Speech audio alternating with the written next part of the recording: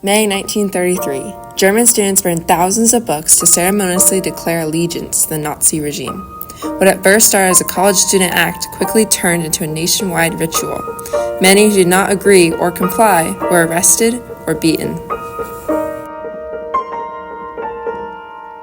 Inside these books were words either written by Jewish people, books with Jewish protagonists, or words against the Nazi Party.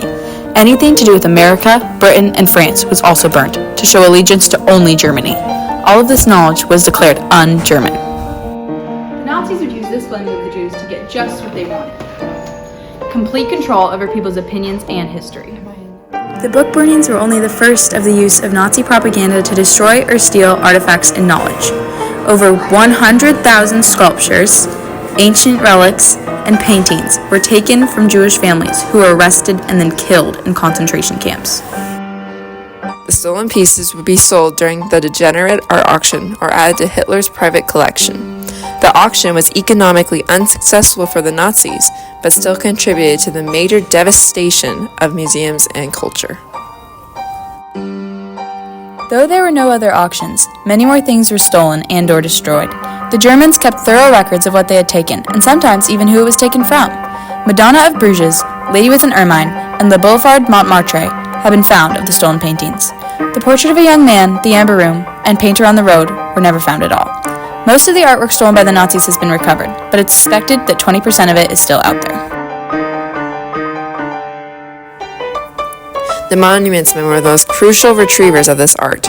Led by George Stout, the men were tasked with retrieving and preserving art stolen by the Nazis. The most famous of their rescues was the raid of Altaussee, which was the main hidden storage of Hitler's prized stolen objects. There, the monuments men found the 8 panels of the Adoration of the Lamb, or the Ghent altarpiece, a large and complex altarpiece.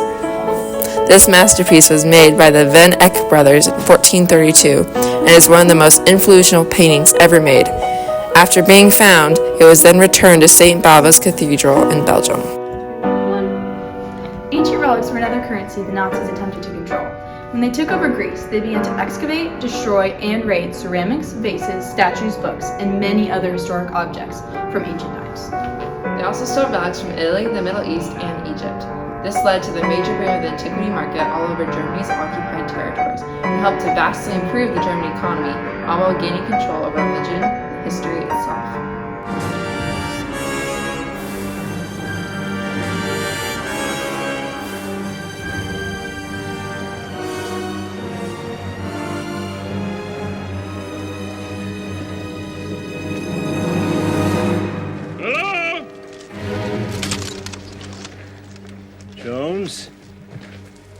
Jones?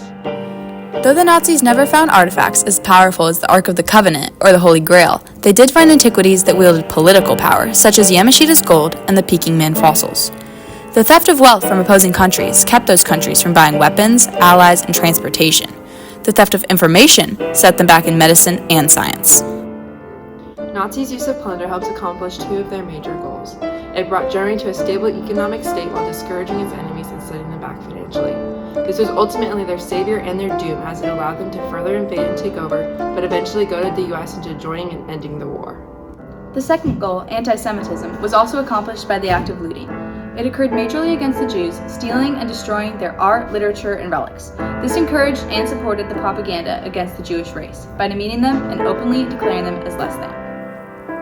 The Ministry of Public Enlightenment and Propaganda was created in 1933 by Hitler himself. Its only purpose was to promote Nazism and corrupt German citizens against the Jews and other countries. It helped kickstart the war and build the SS and the SA into a formidable army.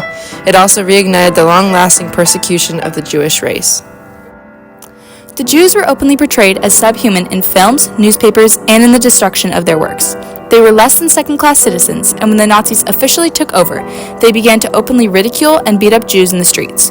The Jews were blamed for the destruction of Germany from World War I and its continued disorder and suffering. The Nazi Party used propaganda to advertise the problem and solution of the Jews. One film, The Eternal Jew, compared them to rats spreading illness wherever they went. This motion picture was widely viewed by Germans and attempted to convince them to stop the spread of this illness. The solution was found in concentration camps, which were portrayed as humane penitentiaries made to contain dangerous persons.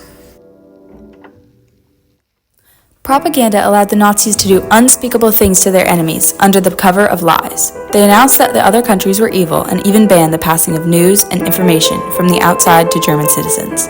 This also allowed them to destroy and steal from many places without anyone blinking an eye. Most Germans had no knowledge of what was really happening and were brainwashed and threatened into supporting the Nazi Party. These residents would be called into active battle at any time, and nearly 30% of the male population saw war. World War II was fought with propaganda, and without it the German army would never have become a world power. Anti-Semitism gave the citizens a common enemy, while the eventual dictatorship of Hitler and growth of the Nazi Party scared any protesters into reluctant obedience. At the height of its power, the Nazi armies would death march Jews through towns and have celebratory burnings of any Jewish compositions. World War II killed 75 million people, 8% being innocent Jews. They were humiliated, dehumanized, and murdered along with their lives' accomplishments and anything linking them to being a person. Nazi culture was greedy, destroying anything that didn't support their ideals. Cultures and traditions were demolished for the sake of the fatherland, and artifacts and heirlooms stolen for their Führer.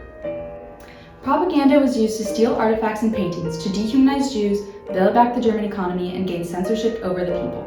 It is still a weapon used today. Know your own values and make decisions based on facts and not the majority.